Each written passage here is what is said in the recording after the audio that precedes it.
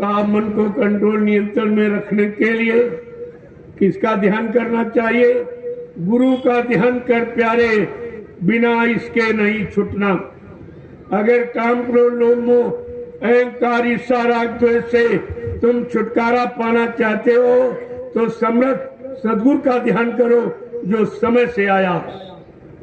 जो आए थे चले गए उनका ध्यान करने से नहीं, जो मौजूद है तुम्हारे लिए आए, तुम्हारी जीवात्मा के कल्याण के लिए आए, तुम्हें पाप कर्मों से माफी दिलाने आए, उन समर्थ मालिक का ध्यान करो, तब ये मन कंट्रोल नियंत्रण में हो सकता और विषय भोगों से आप इसकी शक्ति को सुरक्षित बचा सकते हो। अंतः प्रेमियों कोई रास्ता नहीं। अब तो ये बात आपको किसी ने बताई नहीं, और बताई तो तुम्हारी समझ में आई नहीं। ये सब मथुरा में आपको सुनाया जा चुका, जो 10 जुलाई 1952 से 2012 ये 60 साल आपको सुनाया गया, समझाया गया, चिताया गया, जगाया गया, होश में लाके खड़ा किया गया, पाप पुण्य की पहचान बताई गई, माँ बहन बेटी बहू की पहचान बताई गई, अच्छे खान पान की जानकारी दी गई, और तुम्हारे मन को ठीक करने के लिए 3 रास्ते बताए जो किसी ने नहीं बताए। सत्संग करो, सेवा करो और भजन करो। ये 3 रास्ते के अलावा चौथा कोई रास्ता नहीं जिससे तुम अपने मन को ठीक कर सकते हो। अब ये तो तुम्हारे लिए कितना सरल कर दिया कि जब सत्संग करो, सुनो सुनाओ, पढ़ो पढ़ाओ नहीं, करो। जब करोगे तो करनी का फल मिलेगा, करनी का अनुभव करनी ही कराती। ये पढ़ने का, लिखने का, सुनने सुनाने, रटने रटाने, भाषण स्पीच, इनका कोई अर्थ नहीं। इनसे कोई लाभ आपको मिलने वाला नहीं। लाभ मिलेगा जब आप वो करनी अपनाओगे, जिस करनी से तुम्हारा मन कंट्रोल नियंत्रण में आ जाए और सुमरन ध्यान भजन में लग जाए, तब तो आपका कुछ बन सकता। अन्यथा बचने बचाने का कहीं कोई उपाय नहीं। तुम कहीं मंदिर में, मस्जिद में, गिरजाघर, गुरुद्वारों में, तीर्थ में, मूर्त में, गंगा में, जमुना में कहीं चले जाओ, लेकिन मन की गंदगी आप साफ नहीं कर सकते। मन साफ होगा सत्संग बच्चों के द्वारा। गोस्वामी जी महाराज ने जब रामचरितमानस को लिखा, हम सब कलयुग के जीवों को समझाने, चिताने, जगाने के लिए, जड़ चेतन का ज्ञान कराने के लिए उन्होंने रामचरितमानस की रचना की, और उसमें जो उन्होंने उत्तर कांड लिखा। उत्तर ज्ञान का मतलब समझते हो? जिसमें तुम्हारे सारे प्रश्नों का उत्तर है, तुम्हारे जीवन की सारी समस्याओं का समाधान है, वो उत्तरकांड है। उसको तो आप कभी पढ़ते नहीं हो, न कोई तुमको पढ़ाता है, जिसमें तुम्हारे जीवन को सही सच्चा रास्ता जीने चलने का मिल जाए। गोस्वामी जी महाराज ने सब कुछ लिख के उसमें रखा कि अगर मन की गंदगी साफ करना चाहते हो, जैसे शरीर पर गंदगी लग जाए या शरीर पर जो कपड़ा पहने हो उस पर गंदगी लग जाए, तो ये बाहर का पानी, कुएं का, तालाब का, नदी का, इससे आप गंदगी धो सकते। लेकिन जो कर्म आपने किए, अच्छे बुरे पाप जो कर्म आपने किए, कर्मों की गंदगी तो बाहर में लगी नहीं, वो तो अंदर में यहाँ पर। इतना होशियार मन सारे भोगों का रस लिया और गंदगी यहाँ पर डाल दी जीवात्मा के सामने। क्या था कि ये कुछ कह न सके, समझा न सके, हमको भोगों से अलग न कर सके, भोगों का मजा जो ले रहे उससे अलग न करने पावे, कितनी उसने चालाकी की है। और सारी गंदगी यहाँ पर जमा। जब तक ये गंदगी नहीं हटेगी, आपकी जीवात्मा न जगेगी, ना उधर की तरफ मुखातिर होगी, ना परमात्मा से मिल सकेगी। और गंदगी को कौन हटाएगा? यहाँ तो कोई ऐसी चीज, ऐसा कोई केमिकल, साबुन, पानी तो है नहीं जो अंदर जाए और अंदर में जो गंदगी जमा है तुम्हारे पाप कर्मों की, वो हट सके। तो उसके लिए गोस्वामी महाराज ने क्या रास्ता निकाला, कौन सी युक्ति बताई कि सत्संग जाल जो कोई पावे ओ मैलाई इस सब कटी कटी जावे। जिस किसी को सत्संग रूपी सरता का जल मिल जाए तो ये पापों के अनंत जन्मों की गंदगी को साफ किया जाता है।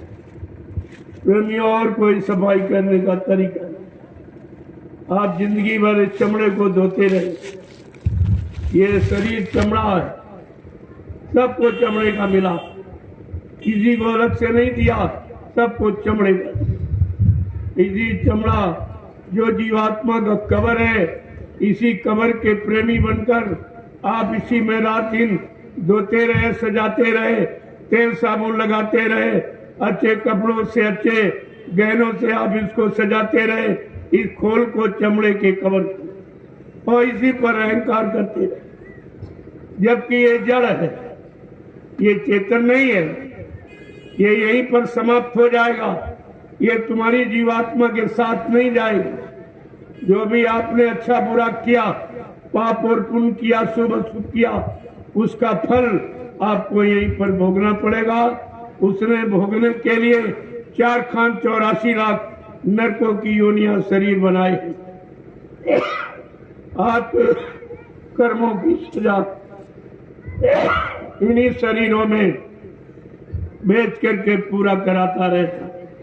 तुमने पशुओं वाले कर्म किए तो पशुओं के शरीर में तुम्हारी जीवात्मा को पहुंचा दिया गया। तुमने पक्षियों वाले कर्म किए तो पक्षियों के शरीर में तुम्हारी जीवात्मा को बेच दिया गया। तुमने जंगली जानवरों वाले कर्म किए, खान पान गंदा किया, तुम्हें जंगली जानवरों के शरीर में बेच दिया जाएगा। बहुत बुरे और पाप कर्म आपने किए तो ये नाली में जो बदबूदार कीड़े, इनमें तुम्हारी जीवात्मा को बेच दिया जाएगा। फिर कहा जाएगा, देख तेरे बुरे पाप कर्मों की, गंदे खान पान की, हिंसा, चोरी, डकैती, कत्ल, बलात्कार की ये सजा है। ये सब आपके सामने होता है। इतने युग बीत गए, इसी में बरमते बरमते, गोते खाते खाते अभी तक निकल नहीं पाए हो। अब एक अवसर आया तो उसमें आप भ्रमित हो गए। एक तो ही कोई ऐसा महापुरुष आया नहीं जिसने तुम्हारी जीवात्मा के कल्याण की बात बताई हो और कल्याण के लिए साधन बताया हो, आधार बनाया हो, ऐसा कोई नहीं आया। और जो आया तो उसको आप पहचान नहीं पाए, अपना बना नहीं पाए, अपना कोई अच्छा काम करा नहीं पाए। ये जीव का सबसे बड़ा दुर्भाग्य। सब बेचारे भटक गए, कोई इधर जा रहा, कोई उधर जा रहा, कोई उधर। जिस रास्ते पर गुरु ने खड़ा किया, जिस रास्ते पर चलने के लिए कहा, जो कमाई करने के लिए आपको आदेश दिया, वो तो आपने कुछ नहीं किया। जो नहीं करना चाहिए वही करते रहे और आज भी करते हो। तो ये बताओ, तुम अच्छा काम कब करो? अपने घर जाने की तैयारी कब करो? काल माया के दिल से छुटकारा कैसे मिलेगा? जन्म मरण से छुटकारा कैसे मिलेगा? आवागमन के साधनों से आप कब अलग हो पाओगे? कब अपने सच्चे घर मंडल मुकाम पहुंचोगे? अपने असली मालिक पिया प्रीतम से आपकी मुलाकात कब हो? ये कभी बैठकर आप सोचते हो? कुछ नहीं है। बस वही काम करो, लोग अहंकार की जिंदगी व्यतीत करते हो, इसमें गोते लगा रहे हो और बार बार फिर इन्हीं योनियों में आपको जन्म मिलता रहे। 83,99,999 योनियां ये भोग, इसमें भोग भोगते रहे, बाल बच्चे ही पैदा करते रहे और इसमें कोई काम नहीं। तुमने इतने लाखों बच्चे पैदा किए और आज भी बच्चों की प्यास तुम्हारी बुझी नहीं। जब ये मानव शरीर मिला, एक अवसर मिला अपने घर जाने का, अपने को जगाने का, अपने मन को विषय भोगों से हटाने का, और उसमें भी आप भ्रमित हो गए। उसमें आप हट गए, तो ये बताओ आप कब अपने घर की तरफ जाओ, कब इससे छुटकारा मिलेगा? जन्म मरण, क्या जन्मते मरते इसी क्रिया में फंसे रहोगे? अरे जन्म मरण से छुटकारा दिलाने वाला आ गया, उसकी शरण में चले जाओ, उनकी युक्ति को स्वीकार कर लो। जो नाम का रास्ता उन्होंने बताया, अब उस नाम की कमाई करो। दाम की, रुपए पैसे की कमाई करते करते तुम्हारे कितने जन्म निकल गए, और वो धन तुम्हारे काम नहीं आया। ये धन तुम्हारे काम नहीं आएगा। रुपए पैसे, सोने चांदी, हीरे जवाहरात, ये शरीर इंद्रियों से कमाया हुआ धन यहीं पर छूट जाएगा। शरीर भी छूट जाएगा, धन भी छूट जाएगा, मकान दुकान जमीन ये सब छूट जाएगी, पति पत्नी बाल बच्चे ये सब छूट जाएंगे। तुम्हारे साथ कुछ जाने वाला नहीं, क्योंकि ये तुम्हारा है नहीं।